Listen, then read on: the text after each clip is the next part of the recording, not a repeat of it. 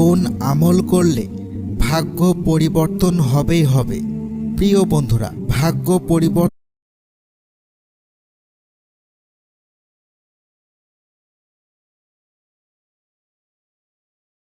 আল্লাহর হাতে। আল্লাহ বলেন, আল্লাহ যাকে ইচ্ছা রিজিক দান করেন এবং যাকে ইচ্ছা সংকুচিত করেন। সূরা রদ আয়াত 26। অর্থাৎ আপনি যদি কারো কাছে গিয়ে বলেন আমার ভাগ্য পরিবর্তন করে দিন, এটি ভুল বিশ্বাস। ভাগ্যের মালিক একমাত্র আল্লাহ। অনেকেই মনে করেন শবে বরাতের রাতে 6, 12 বা 100 রাকাত নামাজ পড়লেই ভাগ্য ভালো হয়ে যাবে। কিন্তু বাস্তবতা কি? রাসূলুল্লাহ সাল্লাল্লাহু আলাইহি ওয়াসাল্লাম শবে বরাতের নির্দিষ্ট কোনো নামাজ বা আমল শেখাননি। তবে তিনি কিছু গুরুত্বপূর্ণ কাজ শিখিয়েছেন, যা করলে ভাগ্য পরিবর্তন হবেই হবে।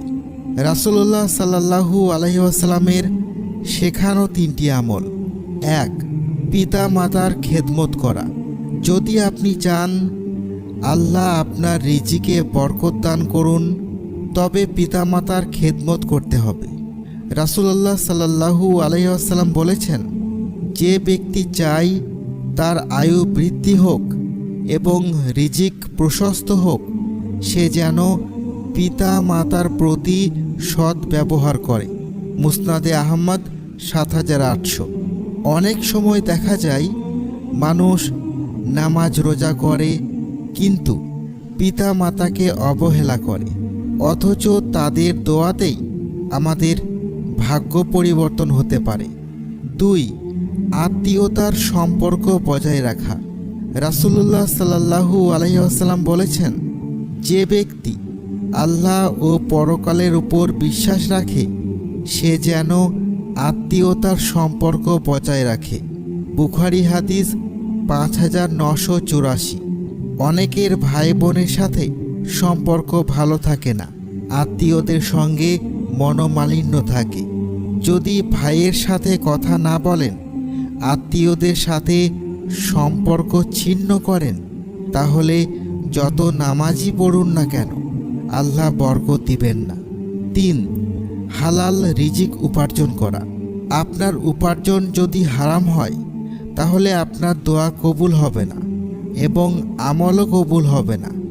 আল্লাহ রাসূল সাল্লাল্লাহু আলাইহি ওয়াসাল্লাম বলেছেন, নিশ্চয় আল্লাহ পবিত্র, তিনি শুধুমাত্র পবিত্র জিনিস গ্রহণ করেন। মুসলিম হাদিস 1015। আপনার টাকা যদি সুদ, ঘুষ, প্রতারণা, অন্যায় উপায়ে আসে, তাহলে ভাগ্য পরিবর্তনের আশা করবেন কিভাবে? প্রিয় বন্ধুরা, শবে বরাতের রাতকে গুনাহ মাফের রাত বলা হয়। রাসূলুল্লাহ সাল্লাল্লাহু আলাইহি ওয়াসাল্লাম বলেছেন, শাবান মাসের মধ্যরাতে আল্লাহ তাঁর সমস্ত সৃষ্টির প্রতি দৃষ্টি দেন এবং সবাইকে ক্ষমা করে দেন, তবে মুশরিক ও বিদ্বেষ পোষণকারীকে ক্ষমা করেন না। ইবনে মাজাহ 1390। তাহলে ভাগ্য পরিবর্তনের জন্য কি করব?